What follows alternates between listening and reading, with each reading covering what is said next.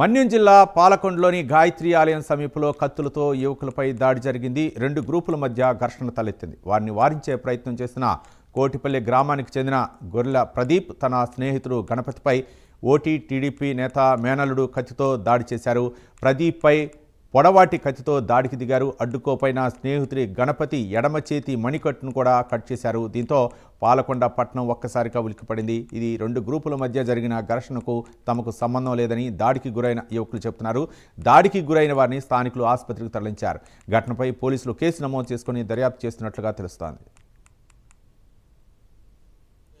నిన్న వేరే గొడవ బండి ఉందని బండికి వెళ్ళాను. బండి మా ఫ్రెండ్ ఒకటి తీసుకుని వస్తే వాడి నెంబరు అడిగాడు అతను.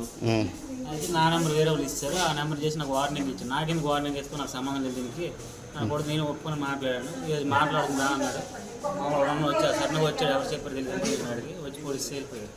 ఎవరు పులిని ఈ నైట్ ఏదో నెంబర్ అడిగారు అంటున్నా. నెంబర్ అడిగితే వచ్చారు వాళ్ళు బండితో వచ్చి షాప్ ముందు దిగారు. ఫ్రెండ్స్ వాళ్ళు అందరూ కూర్చుంటే షాప్లో దిగిన వెంటనే ఏమైందని అడిగితే మామూలుగా వీడికి చూసారు ఈ అబ్బాయికి. అన్న ఎందుకన్నా నాకు నార్మల్గా మాట్లాడినాను అన్నాను. నార్మల్గా మాట్లాడినా నాకు మళ్ళీ మరి ఏమైంది జస్ట్ నాకు కొట్టేసరి నీకు కాన్షియస్లోకి వెళ్ళిపోయాను. ఆడికి ఇలా తీసేసి మరి ఇంకా తర్వాత ఏమైంది నాకు తెలియలేదు. జస్ట్ అలాగా అలా సైడ్ నేను అలా సైడ్కి ఇలా అయిపోయింది. ఎవరు కుట్టిన పులి అంటారు ఎవరు పాలకుండా